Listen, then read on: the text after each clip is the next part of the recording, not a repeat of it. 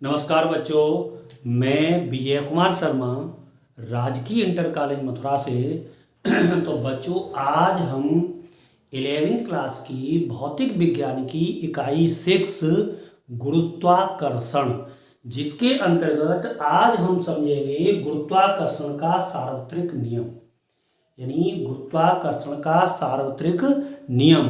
तो गुरुत्वाकर्षण का जो सार्वत्रिक नियम है वो वैज्ञानिक न्यूटन ने बताया था, इसलिए इसको हम न्यूटन का गुरुत्वाकर्षण का नियम भी कहते हैं। तो न्यूटन का गुरुत्वाकर्षण का नियम, या हम कहें गुरुत्वाकर्षण का सार्वत्रिक नियम, क्या होता है कि ये हम जानते हैं कि पदार्थ के जो कण हैं, यानी पूरे ब्रह्मांड में, या हम कहें पूरे विश्व में, या कहें यूनिवर्स, पूरे यूनिवर्स में जो पदार्थ के छोटे छोटे कण हैं वो एक दूसरे को आकर्षित करते हैं। प्रत्येक पदार्थ के छोटे छोटे कण एक दूसरे को आकर्षित करते हैं, तो उनके मध्य लगने वाला आकर्षण का बल दो कणों के गुणनफल के द्रव्यमान, दो कणों के या आप कहें द्रव्यमान के गुणनफल के अनुक्रमानुपाती तथा उनके बीच की दूरी के वर्ग के व्युत्क्रमानुपाती होता है। ये हमारा न्यूटन का गुरुत्वाकर्षण का नियम है। एक बार फिर सुन लीजिए कि दो कणों के मध्य लगने वाला आकर्षण बल उन दोनों कणों के द्रव्यमान के गुणनफल के अनुक्रमानुपाती तथा उनके बीच की दूरी के वर्ग के व्युत्क्रमानुपाती होता है। यानी the force of attraction is directly proportional to the product of mass, यानी force of attraction is directly proportional to the product of mass and inversely proportional of square of distance between their centre. यानी जो दो कणों के मध्य जो लगने वाला आकर्षण बल है वो उन दोनों कणों के बीच की दूरी के वर्ग के व्युत्क्रमानुपाती तथा उन दोनों कणों के द्रव्यमान के गुणनफल के अनुक्रमानुपाती होता है। ये हमारा गुरुत्वाकर्षण का सार्वत्रिक नियम या न्यूटन का गुरुत्वाकर्षण का नियम कहते हैं। अगर अब हम इसको गणितीय रूप में किस तरह से इसको देखेंगे वो थोड़ा देखिए। यानी दो कण, यानी एक कण है हमारा, मान लीजिए इसको नाम दे दूं, मान लीजिए ए, और दूसरा कण है, ये है हमारा मान लीजिए बी। दो कण हो गए हमारे ए और बी। इस कण का द्रव्यमान m1 और इस कण का द्रव्यमान m2 है। दो कण ए और बी है जिनके द्रव्यमान क्रमशः m1 m2 है, और उनके बीच की दूरी क्या है, यानी इनके केंद्र से इनके बीच की दूरी क्या है, और वो है हमारी r। यानी दोनों कणों के बीच की दूरी वो है r। तो इनके जो मध्य लगने वाला आकर्षण का बल है, फोर्स ऑफ अट्रैक्शन है, वो इन दोनों कणों के द्रव्यमान के गुणनफल के अनुपाती। तो इनके मध्य जो लगने वाला फोर्स है, यानी इसका हो गया F और इसका यानी फोर्स ऑफ अट्रैक्शन, तो वो फोर्स ऑफ अट्रैक्शन यानी F अनुक्रमानुपाती दोनों कणों का द्रव्यमान, तो दोनों कणों का द्रव्यमान m1 और इसका m2, प्रोडक्ट यानी m1 इंटू m2, तो m1 इंटू m2 दोनों कणों के द्रव्यमान के गुणनफल के अनुक्रमानुपाती होता है। ये हो गया हमारा समीकरण नंबर 1। दूसरी बात कि उनके बीच की दूरी, यानी इनके मध्य लगने वाला बल है उनके बीच की दूरी के वर्ग, तो बीच की दूरी है यानी r, तो F अनुपाती यहां कैसा है, inversely proportional square of distance between their centre, तो डिस्टेंस यानी r स्क्वायर r स्क्वायर, तो इसके व्युत्क्रमानुपाती इनवर्सली प्रोपोर्शनल, यानी तो हो गया 1/r स्क्वायर। ये समीकरण नंबर हो गया 2। ठीक, अब अगर हम दोनों समीकरणों को सम्मिलित कर दें, समीकरण 1 और 2 को सम्मिलित कर दें। तो मैं थोड़ा लिख देता हूं समीकरण 1 और 2 को सम्मिलित करने पर, समीकरण 1 तथा 2 को सम्मिलित करने पर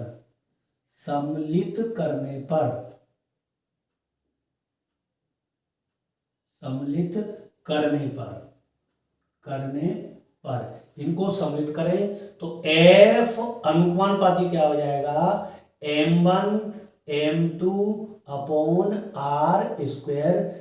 F इन दोनों को मिला दिया, F अनुपाती M1 M2 upon R square. अब अगर हम यहाँ पर क्या करें, ये समानुपात का निशान हटाएं तो यहाँ पर हमें एक कांस्टेंट लाना पड़ेगा, और यहाँ पर जो कांस्टेंट आता है वो है कैपिटल G। तो F बराबर मिल जाएगा कैपिटल G, यानी M1 M2 upon R square, जहां कैपिटल G को सार्वत्रिक गुरुत्वाकर्षण नियतांक यानी यूनिवर्सल ग्रेविटेशनल कांस्टेंट या हम कहें सार्वत्रिक गुरुत्वाकर्षण नियतांक कहते हैं। यहां थोड़ा लिख देता हूं, G क्या है हमारा, सार्वत्रिक गुरुत्वाकर्षण नियतांक, सार्वत्रिक गुरुत्वाकर्षण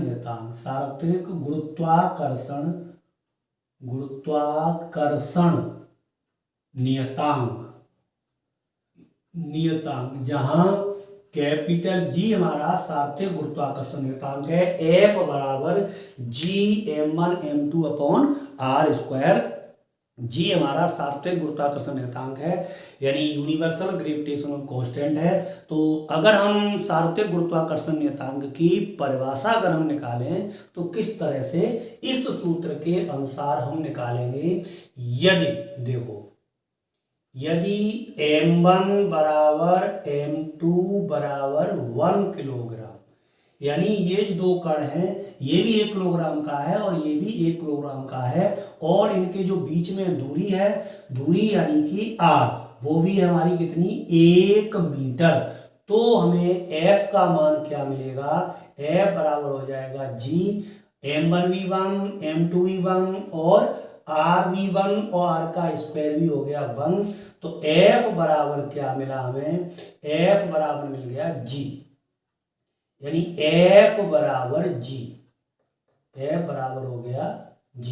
तो इसका मतलब हो गया कि यानी हमारा जो सार्वत्रिक गुरुत्वाकर्षण नियतांक यानी कैपिटल G वो बराबर होता है F यानी बल, फोर्स ऑफ अट्रैक्शन के।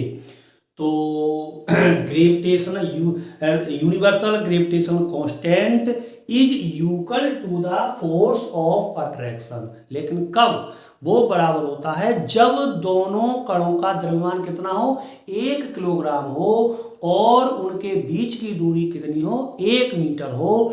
तो सार्वत्रिक गुरुत्वाकर्षण नियतांक फोर्स ऑफ अट्रैक्शन यानी आकर्षण बल के बराबर होता है। इसको एक बार फिर से सुन लीजिए कि जब या हम कहें सार्वत्रिक गुरुत्वाकर्षण नियतांक उस आकर्षण बल के बराबर होता है जब दो कण परस्पर 1 मीटर दूरी पर स्थित हों और उन दोनों कणों का द्रव्यमान 1 किलोग्राम हो। तो सार्वत्रिक गुरुत्वाकर्षण नियतांक यानी उनके मध्य लगने वाले आकर्षण बल के बराबर होता है, या universal gravitational constant is equal to the force of attraction of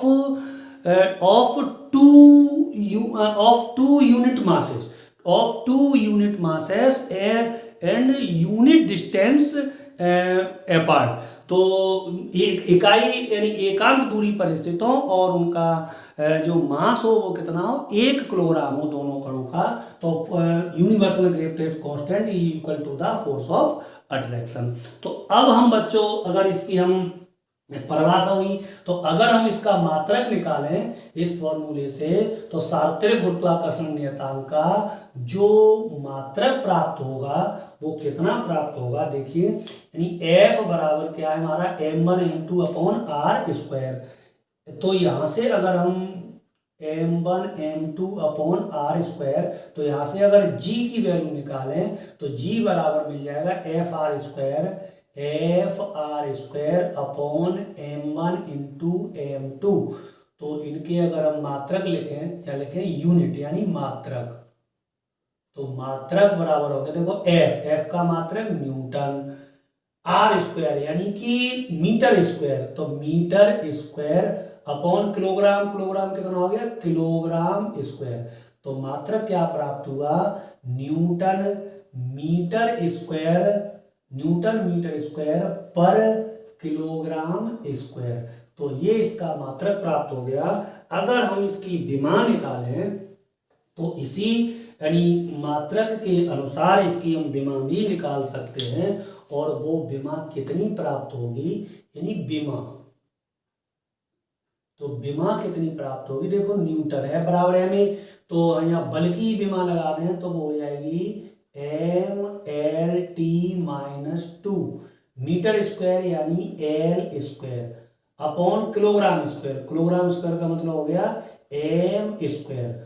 तो इस पूरे को जरा इकट्ठा करें तो एम स्क्वायर ऊपर गया -2, 1 प्लस कम हो गया तो कितना आ जाएगा m-1 L2 और 1 कितना हो गया L3 और T-2।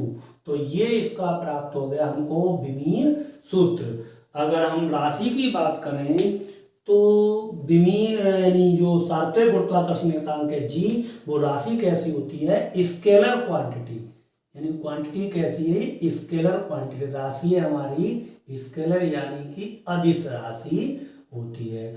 और इसका प्रयोग के द्वारा इसका जो मान प्राप्त होता है वो जी का, वो है हमारा, मैं लिख देता हूँ उसको याद कर लीजिएगा, न्यूमेरिकल में इसकी आवश्यकता पड़ेगी, यानी 6.67 इंटू 10⁻⁻11 और न्यूटन मीटर स्क्वायर पर किलोग्राम स्क्वायर। तो ये हमारा सार्वत्रिक गुरुत्वाकर्षण नियतांक, सार्वत्रिक गुरुत्वाकर्षण नियतांक यानी मात्रक, उसकी विमा वो कैसी राशि है और उसका मान के साथ साथ गुरुत्वाकर्षण का, न्यूटन का गुरुत्वाकर्षण का नियम इस वीडियो के माध्यम से हमने जाना। बहुत बहुत धन्यवाद।